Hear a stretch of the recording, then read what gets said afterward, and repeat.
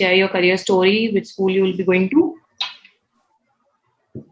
So basically, I'm a civil engineer, and I've had 2 years of work experience in Hilti, India, basically in the sales and marketing background. So while I was in the business development role, I was like very obvious for me that I need to go for an MBA because the domain was really interesting to me. But again, a formal business education is something that I really need to step up to that career. So in my second year, when I was working, I gave the GMAT. I scored 720. Then it was down to what colleges would I opt for, like in which country. So Canada was my first option. Number of reasons: ease of immigration and everything. The process is friendly towards the international students, and also my brother is there as well. So family added bonus as well.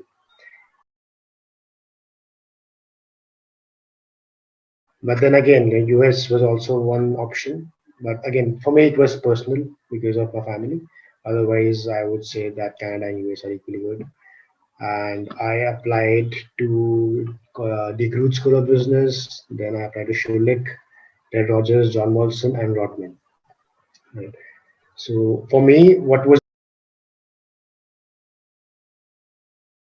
important for an MBA through an MBA was that because I have lesser of work experience, I really need to be able to pivot to or even develop on my work experience and to have that room of breathing towards that transition because I want to move towards a bit of analytics side as well or consulting into marketing and sales.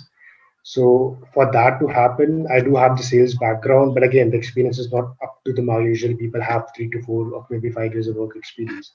So for me, what was important is to gain the experience in a country where I'm going for the MBA because if I'm going for an MBA, I plan to stay there as well after that.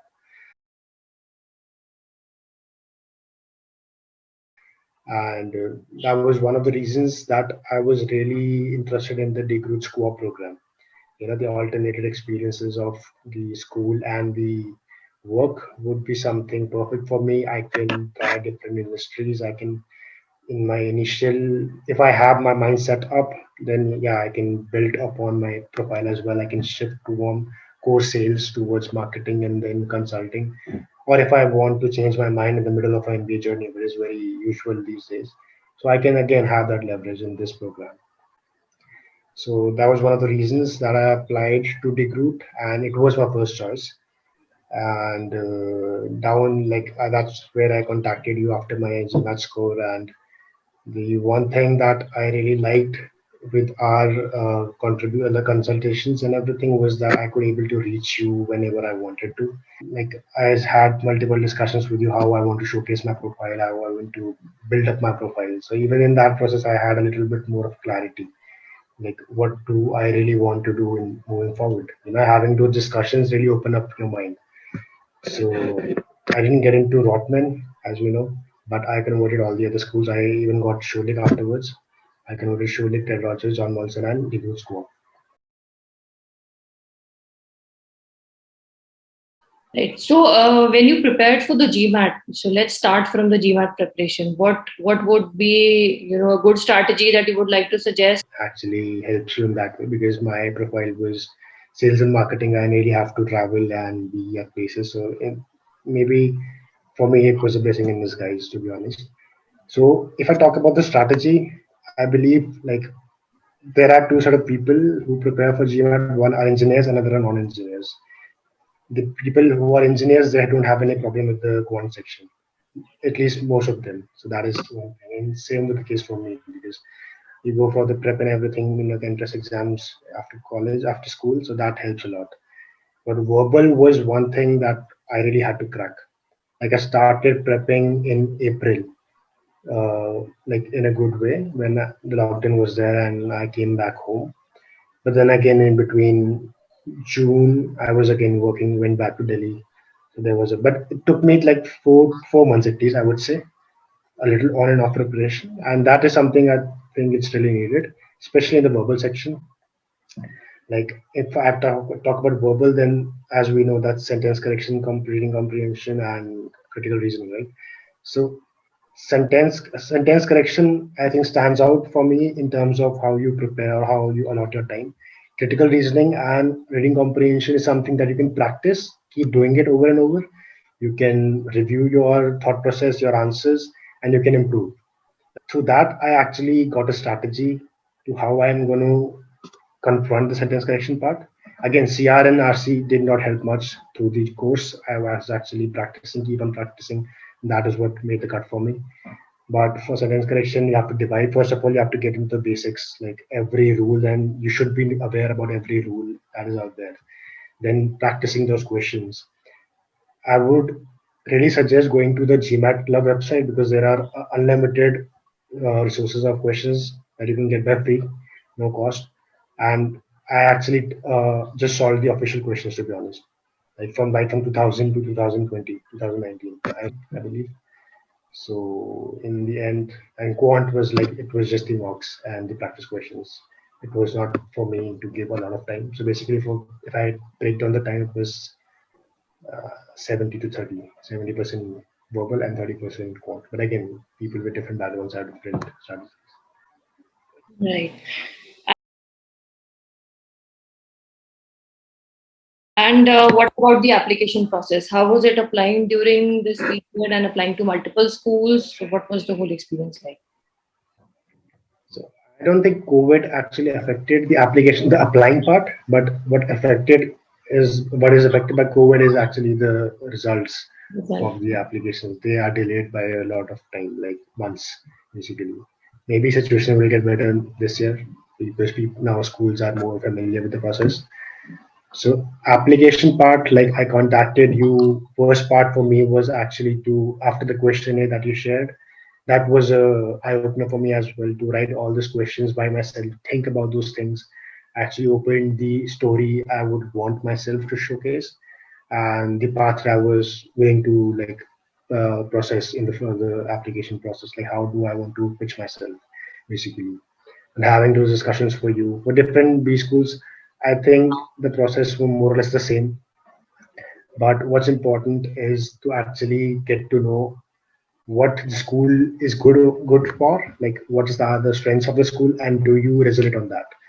Do Mm. you see a gap in that, and you can show that yes, I have these experiences, I do lag in this. Don't show the negativity, obviously, but I need to step up in this, and that is why this school is very good in this part, and that's why it's great fit. Basically, the school should be confident about the fact that after reading the application, they should be, yes, this guy is a good fit, and yes, we can help him. Like it's Right. And what about the interview process? You had the Kira interview as well as the personal uh, interviews to handle. yes. So, Right. yeah. So regarding Kira, like you shared the set of questions, general questions that were to be asked. You can contact the alumni or the current students of the school. You can get to know about from them as well, from their experiences. What is the school looking for basically in the Kira? So I would say the school in the Kira interviews, they look at your personality, how confident are you, how real are you, like your application part, your essays and everything. Do they resonate with yourself, your goals and everything? Are they genuine? And like, do you have a path of clarity? Like, do you have a vision basically to be a part of the school? And are you confident?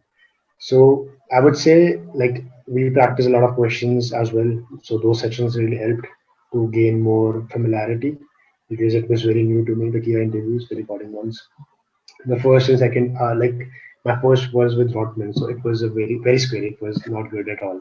But then after that, the experience helped. So that was an added advantage that I applied to. Like Rotman was first, and then Deguta and everything were afterwards. So that really helped because I could like see the change as well in my confidence and everything. You see your response, be more practical, be more real.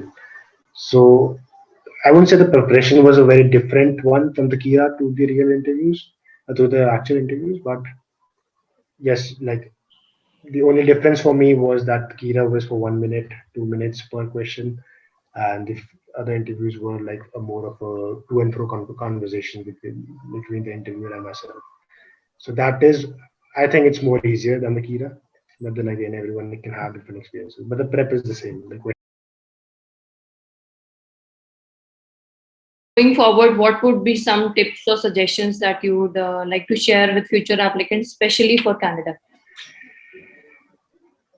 For Canada, I think first of all, you have to really research all the colleges, top 5 colleges that you're looking forward to.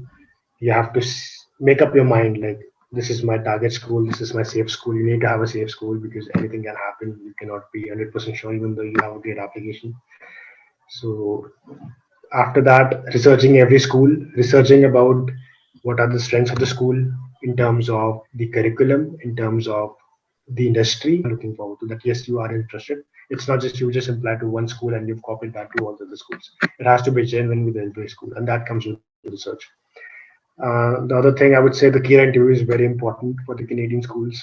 So they have to really prepare for it, have 4 to 5 sessions beforehand, very like the final sessions, like with all the conditions as it would be during your the Kira interview. And the third thing I would say is to be yourself, be practical, but then again have a story that really relates.